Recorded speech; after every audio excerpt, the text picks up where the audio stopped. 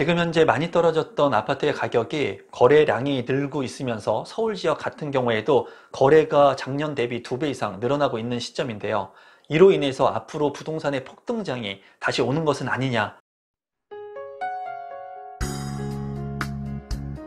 임성배 TV 보는가 댄데크 지금 현재 서울 아파트의 거래량을 한번 살펴보도록 하겠습니다. 최근에 이제 많이 떨어졌던 아파트의 가격들이 조금 소화가 되면서 반등하는 기미를 보이고 있습니다. 제가 봤을 때는 반등이라고 표현하기에는 조금 표현을 좀 완화해서 거래가 좀 활성화되고 있다라는 표현을 좀 쓰고 싶은데요. 서울 아파트의 거래량을 보면은 이제 2022년 1분기하고 2023년 1분기에 거래된 그 건수를 살펴보게 된다면 이제 2022년 1분기에는 3,344건, 그리고 2023년 1분기에는 6,364건. 이제 그래프로만 보더라도 이 강남이라든가 강동, 그리고 송파와 은평 같은 경우에 큰 폭으로 거래 건수가 올라가는 것을 볼 수가 있습니다. 이 얘기는 실제로 지금 현재 부동산의 가격이 하락하고 이제 많은 분들이 더욱더 떨어지고 폭락하기를 원하시는 분들도 많지만 실제로 일부 많이 떨어졌다고 생각되는 지역들, 그리고 국지적으로는 이러한 아파트의 거래 건수들이 이제 많이 활발하게 거래되고 있다는 것을 이제 반증하고 있습니다.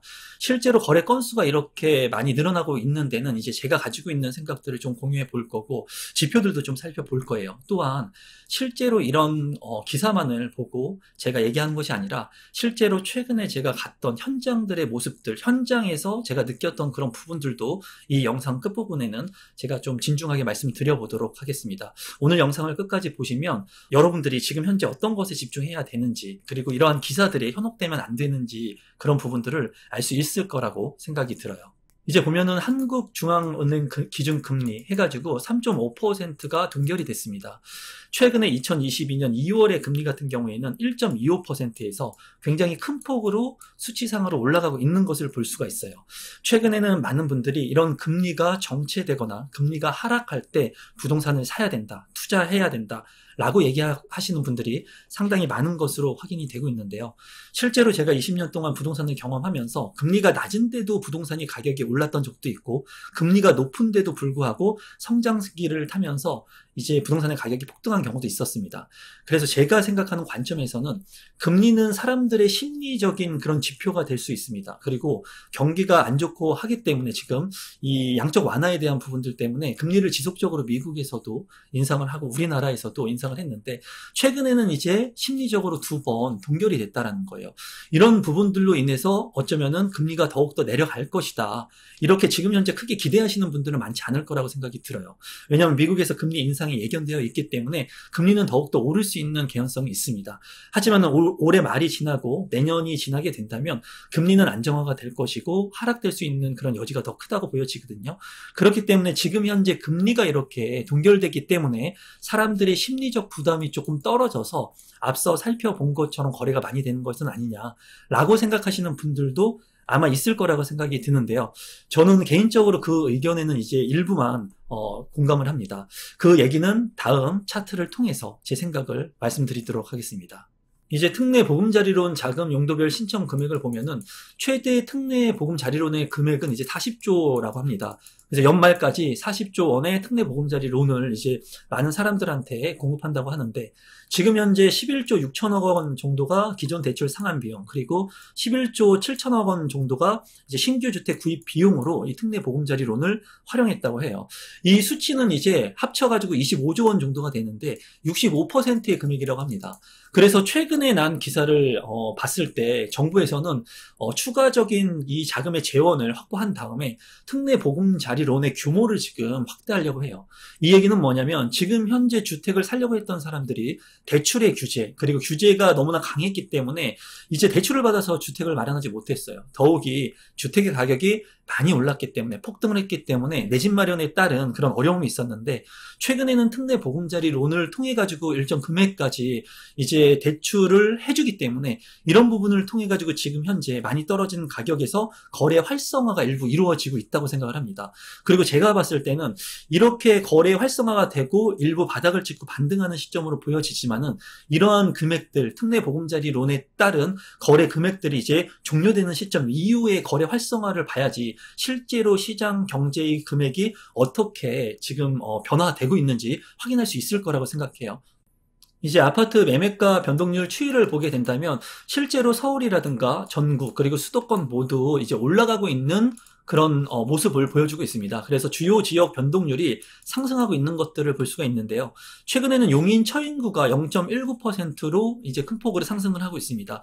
여기 이제 개발에 따른 이제 반도체 그 공장을 조성한다고 한 기사가 났기 때문에 많은 사람들이 이 처인구에 관심을 갖는 것 같고, 실제로 그러한 기사가 발표가 난 후에 이 용인 처인구 인근에 있는 아파트가 실시간 검색 또는 많은 사람들이 찾는 그런 부동산 어플에서 1등을 차지하기도 했습니다. 그리고 시도별 아파트 매매 가격 지수 변동률 중에 눈여겨보셔야 할 지역들이 있습니다. 그 지역들은 많이 부동산의 가격이 하락한 지역들을 여러분들께서 보셔야 되는데, 여기 보면은 매매 가격 변동률이 세종시 같은 경우에는 지금 현재 상승하고 있는 것을 볼 수가 있어요. 세종시 같은 경우에 큰 폭으로 많이 떨어졌던 아파트의 가격들이 지금 현재 조금씩 거래가 되면서 상승하고 있는 모습을 보여주고 있고요.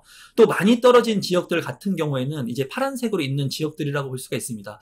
여러분들께서 다 알고 있는 인천이라든가 일부 지역, 송도 같은 경우에 큰 폭으로 떨어졌고, 그리고 대구라든가 울산 같은 경우에도 이 부동산의 가격이 큰 폭으로 떨어지면서 항상 반등이 온다던가 그리고 거래가 활성화가 되기 위해서는 이렇게 많이 떨어진 지역들의 입지가 좋은 그런 지역들의 물량들이 거래가 되게 되어 있습니다. 그래서 그런 지역들을 지금 현재 눈여겨보실 필요가 있다고 보여집니다.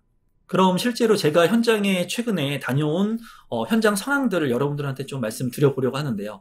최근에 1호선 월계역에 제가 다녀왔습니다. 이 월계역에 대해서 모르시는 분들이 있기 때문에 이제 간략히만 좀 말씀을 드리면, 여기에는 이제 개발 호재가 있기 때문에 이 부분이 굉장히 중요하다고 저는 개인적으로 생각을 합니다. 이 초역세권의 4번 출구를 바로 관통하는 월계 사슴 3단지 아파트가 있습니다. 그리고 이 주변에 이제 연지 초등학교라든가 녹천 중학교가 있고, 이 2단지와 1단지 같은 경우에는 임대 아파트예요. 그렇기 때문에 월계 사슴 3단지 초역세권 아파트가 그래도 부가가치가 높다고 보여지고, 주변에 있는 월계 센트럴 아파트 같은 경우에는 신축 아파트이기 때문에 이 아파트의 가격이 상당히 높습니다. 그렇기 때문에 이 월계 사슴 3단지 아파트의 입지가 나쁘지 않다고 보여지고, 또 향후에 동북선이 지금 현재 공사를 하고 있습니다. 이 동북선에 대해서 좀 말씀을 드리면, 이 동북선 노선도 같은 경우에는 쉽게 상계역에서 이제 왕십리역까지 이어지는 노선도라고 보시면 되는데, 지금 현재 공사가 진행되고 있기 때문에 구독자분들께서 이 월계역뿐만 아니라 이 노선들이 정차하는 지역들이 있죠. 항상 이러한 노선들이 완공이 되게 되고, 그리고 열차가 다니게 되면은 사람들이 관심을 갖게 되어 있습니다. 이런 노선들 중에 내가 실거주가 가능한 노선들이 있는지 한번 살펴보시게 된다면, 이러한 지역들이 향후에 완공이 되게 된다면 주택 가격이 직간접적으로 상승할 수 있을 거라고 보여져요. 그래서 이 월계역 주변을 제가 현장을 다녀왔는데, 실제로 실거래 가격을 한번 살펴보면은 실 전용평수 13평, 그러니까 17평형 아파트 같은 경우에는 어떻습니까, 여러분? 계속해서 올라가는 현상이 보여지고 있죠. 가격이 많이 지금 떨어졌다고 하는데 떨어진 가격이 나와 있지 않습니다. 15평, 전용 15평과 19평 같은 경우에도 마찬가지예요. 실제로 일부 극소수의 지역들 같은 경우에는 부동산의 가격이 큰 폭으로 떨어지지 않은 곳들 또는 거래가 없는 것들이 있습니다.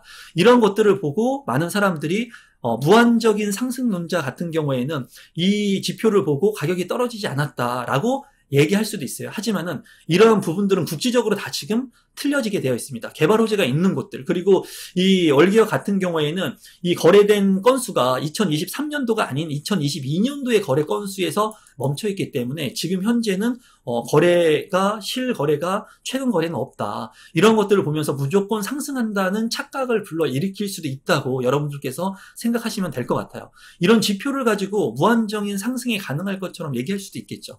그렇다면은 다음 지표를 통해서도 한번 지금의 현재 상황을 살펴보도록 하겠습니다.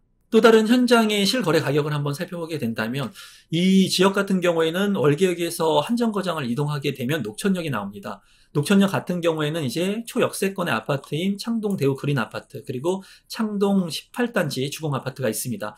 또한 여기에서 1번 출구 쪽으로 가게 된다면 이제 녹천 지하차도가 있고, 이 지하차도 위로 도로가 있는데, 이제 창동 주공 14단지 아파트가 이 도로를 끼고 양쪽으로 나뉘어져 있어요. 이런 부분들은 조금 재건축을 진행할 때 조금 효율성이 떨어진다고 볼 수가 있겠고, 이 창동 주공 4단지 아파트 같은 경우에는 1710세대 그리고 10개 동으로 이루어져 있습니다. 최고층은 15층으로 건축이 되었고, 1991년도에 입주를 시작한 30년 가까이 된 넘은 아파트라고 볼 수가 있어요. 지금 현재 1기 신도시 같은 경우에 재건축에 따른 얘기들이 많이 나오죠. 특별법이라든가 그런 부분들이 있는데, 제가 봤을 땐 서울에도 30년이 넘은 이런 노후된 주택들 같은 경우에는 재건축이 빠르게 이루어져야 된다고 생각을 합니다. 추후에 이러한 부분들은 개발이 진행되게 될 건데, 이제 이 지역의 현장에 갔을 때도 플랜카드 같은 것들이 많이 붙어 있었습니다. 그리고 개발이 지속적으로 빨리 이루어지기를 원하는 분들이 많이 있었는데, 이 창동 주공에 따른 그 실거래 가격을 한번 살펴보게 된다면, 제가 이제 그래프를 봤을 때 전용 15평의 아파트 같은 경우에는 앞서 살펴본 월계역의 아파트와 틀리게 큰 폭으로 올랐다가 2021년도가 이제 폭등기의 최고점이었죠. 그 폭등기를 찍고 지금 현재는 아파트의 가격이 큰 폭으로 떨어진 것을 볼 수가 있습니다. 그리고 실거래 가격을 살펴보게 된다면 이 전용 면적 15평 같은 경우에 최고 가격을 보면은 2021년 7월에 5억 9천만 원. 그러니까 2층인데도 불구하고 6억 원까지 거래가 됐다는 거예요. 하지만 최근에는 정말 반토막의 가격까지 많이 떨어졌습니다. 2023년 3월의 실거래 가격을 보면은 이제 3억 2천만 원, 그리고 또 다른 한 건도 3억 2천만 원에 거래가 되었죠.